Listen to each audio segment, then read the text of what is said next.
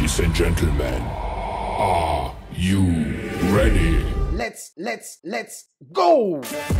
They say anything negative, cause I just wanna hear it out your mouth, yeah. Give me fuel, it's a tool that I use to go ahead and run my mouth, yeah.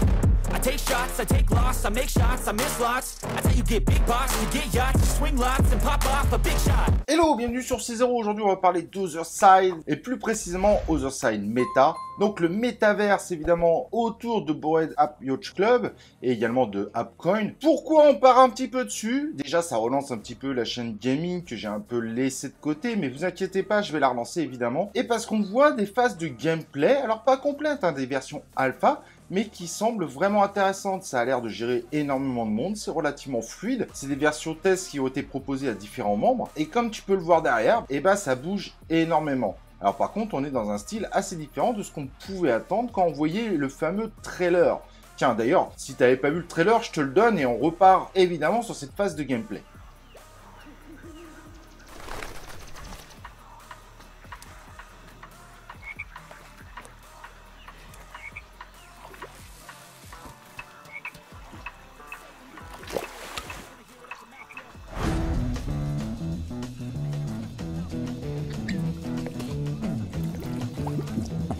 You know the day destroys the night, night divides the day. Try to run, try to hide, break on through to the other side, break on through to the other side, yeah. We chased our pleasures here, dug our treasures there, but can you still recall the time we cried, break on through to the other side, break on to the other side.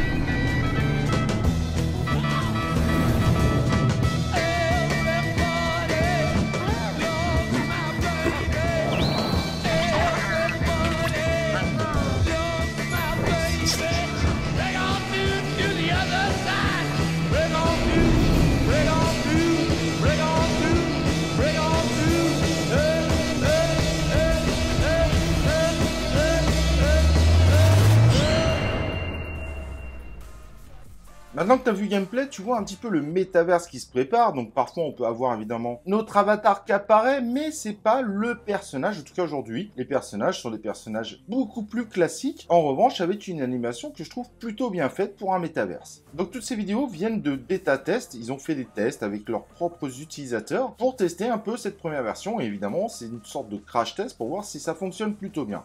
Et franchement, dans le résultat, ça fonctionne bien. Il y a évidemment des actions possibles, comme tu peux le voir. C'est plutôt intéressant d'ailleurs, où il y a différentes choses qu'on peut faire. On sent évidemment derrière qu'il y a un petit côté réseau social également qui s'installe. Ça, c'est également intéressant de le noter. Bref, il faudra voir ce que ça donne dans des décors réels et quel type de décors. A priori, des décors quand même un minimum exotiques, vu les achats de laine qu'il y a eu. Tu as évidemment quelques photos des NFT qui étaient en vente pour voir un petit peu à quoi ça ressemblait. Donc maintenant, on voit un petit peu comment fonctionne le gameplay. On voit le type de décor qu'on devrait avoir.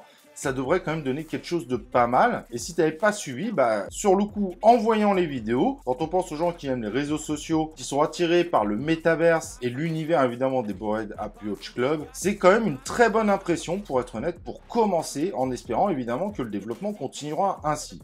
Mais je trouve ça très intelligent des équipes de bien montrer et de faire des phases de test qui sont plus que concluantes. C'est un bon coup de pub évidemment pour le token et également pour la marque Bored Ape Yacht Club. Ce qui est intéressant de voir, c'est que le token, pour le moment, il semble pas du tout prendre en considération ces tests assez bluffants. Il continue sa baisse continuelle. Alors certes, elle a un peu baissé dernièrement, mais c'est dû au marché, c'est pas lui-même. Mais là, on a un moment où on se dit, est-ce que ça vaut pas le coup d'acheter du ApeCoin quand on voit ce qui est en train d'être délivré par les équipes?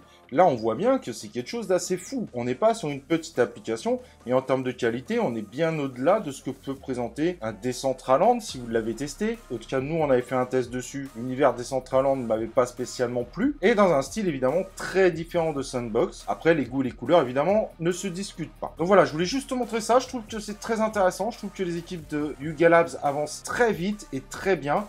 Pour le moment, c'est un sans faute. Et merci à eux parce qu'ils montrent à leur communauté qu'ils avancent réellement et que c'est pas un projet bullshit. Voilà, n'hésite pas à me dire ce que t'en penses évidemment en commentaire. N'oublie pas le like sur la vidéo, de t'inscrire sur la chaîne YouTube et également sur la chaîne YouTube C0, la chaîne principale. Active les cloches de notification et nous on se retrouve évidemment pour une prochaine vidéo de C0 Gaming.